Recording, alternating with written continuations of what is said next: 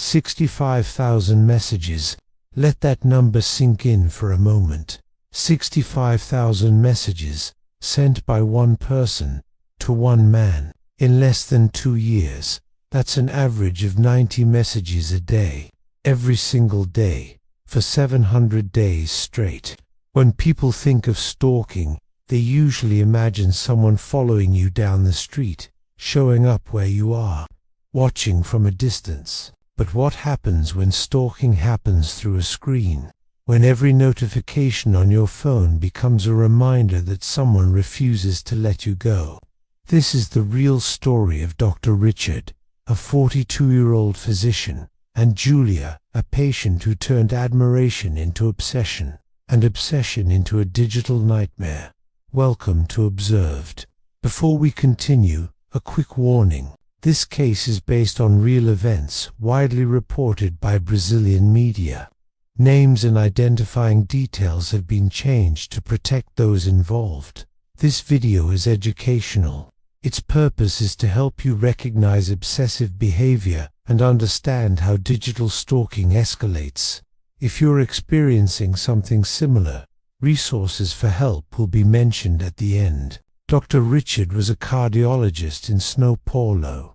15 years of experience, respected, married, 2 children, a completely ordinary life. In March 2019, Julia came to his clinic complaining of anxiety symptoms she believed were heart-related: palpitations, shortness of breath, chest pain. After examining her, Dr. Richard ruled out serious heart issues and recommended psychological treatment. A routine appointment, 40 minutes, professional, clinical. For Dr. Richard, Julia was just another patient. For Julia, he was something else entirely. Later, she would describe him as the first person who truly listened to me, the only one who understood my pain, the only one who cared.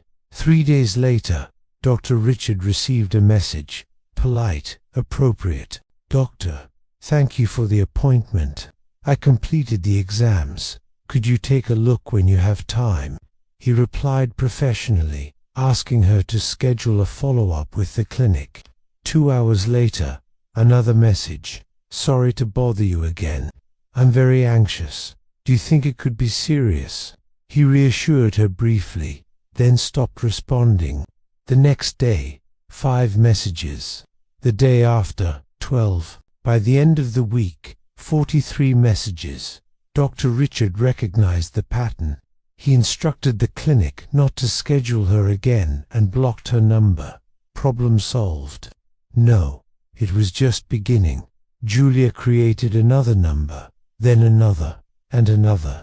She found his Instagram, Facebook, LinkedIn, professional email. The tone changed. Good morning, doctor. I saw you're on vacation with your family. Beautiful place. Happy birthday to your son. He's growing so fast. I saw you like running. I run too. We should run together someday.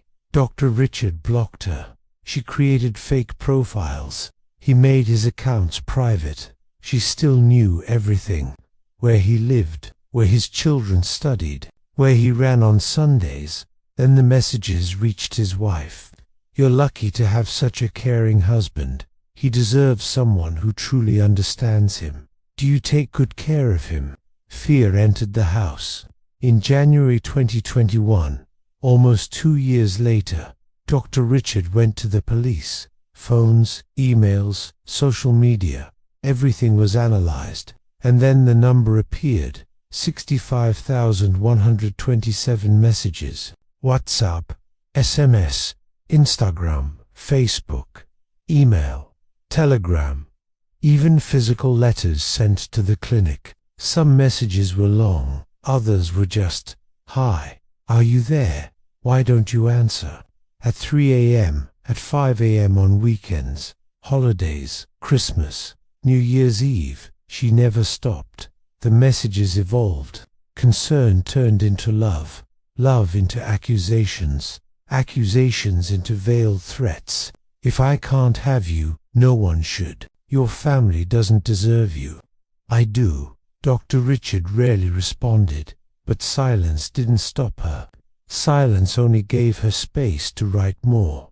Dr. Richard developed severe anxiety. He feared checking his phone. Every notification became a trigger. His wife developed insomnia, not out of jealousy but fear. Their children felt the tension, even without knowing why. Julia was identified. A restraining order was issued.